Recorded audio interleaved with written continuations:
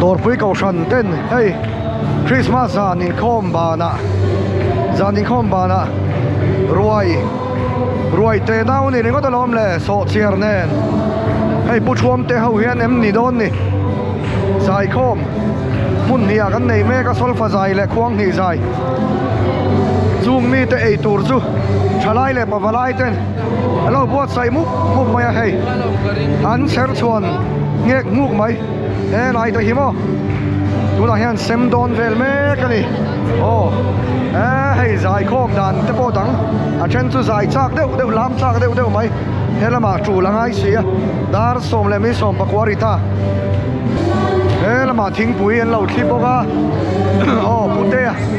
pute te hawin KTP secretary nen kum thara chuan assistant leader ni dona khoina vokin la em khoina ma nge mui fanga exam kal thei cheu som thung ve la ka kal thei lo lom ka lu hayamo hela ma yan nula hawin thing puyan lo thi a hei zai khom kan thakop mai nam dang nen kanin pol nok maya kan Krismas mandan min lo mu puya min lo chim puya tu nam mi te nam dang an ni lo wa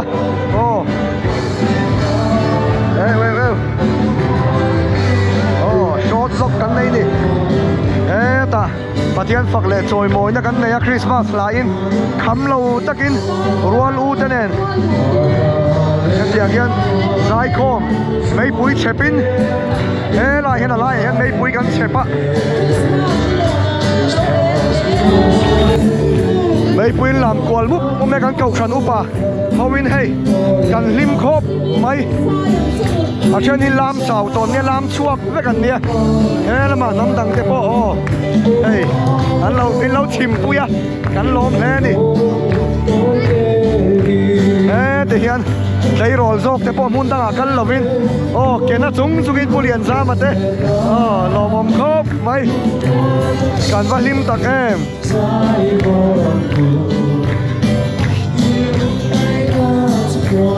heta noida changa ron kal te he la ya hian nam dang langwal te ron kala kan Pathian mi ron fakpui muk mai ni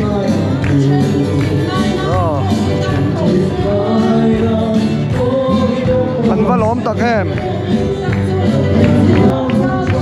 he lama chenin thing pui na wan lo dom to boka zanin chu lai ma vari la kan kham chuang hei long e kan in ning hei long e kan ti ni dar som le chan very chep to nak tuk roi che ni to boka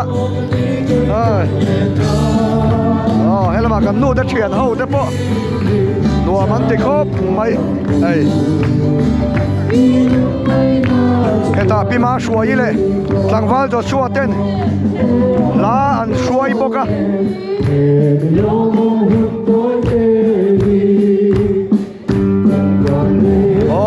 musician ten thiam khop mai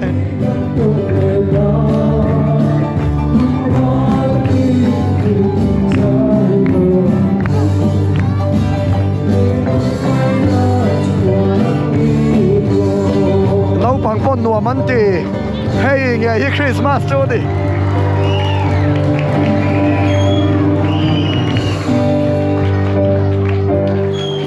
tu na chuan thil kan eng a so chiar le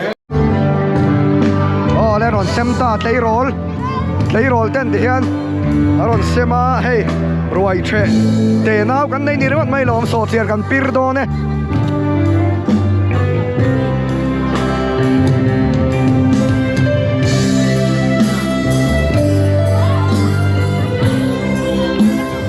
lama kan en vele ang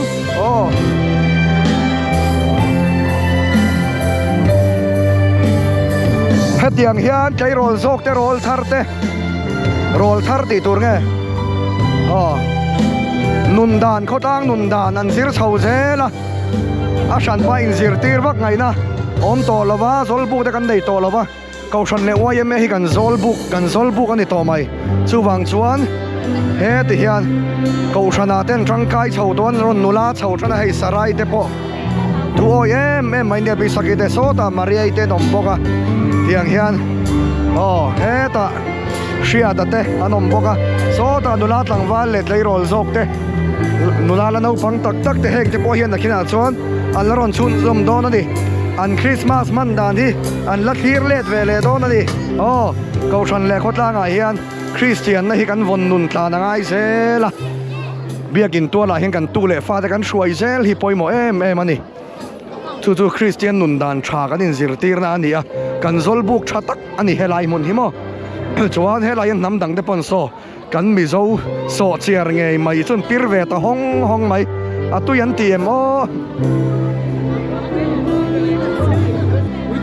This one? Yeah, this is very tasty. Very tasty. Is this the first time for you? Yeah, this is the first time. Oh, that is miso special porridge, okay, as he said. Okay. Nice. Just try to remember us with these dishes, okay? Sure. Okay, thank you. Enjoy. You can mix with this. The taste can be different, yes. Eta Emily de bo thing pui sen hang ron cho ye mizo nula mizo tlangwal an nia kan mizo thilti dan hi kan hriat chian tira kan ngai san tira ngai ani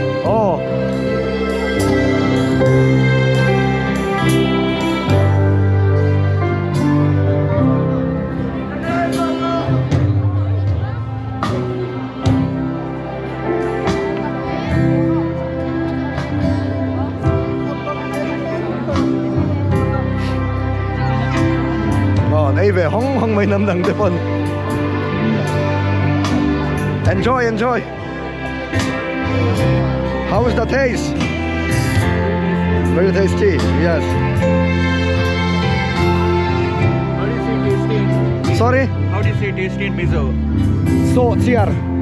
We call it so chiar. So here. Bolo so chiar. So here. So chiar, yes.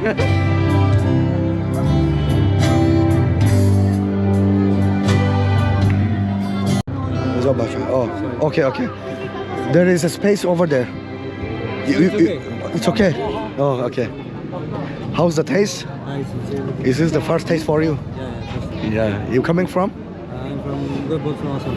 Assam. Okay.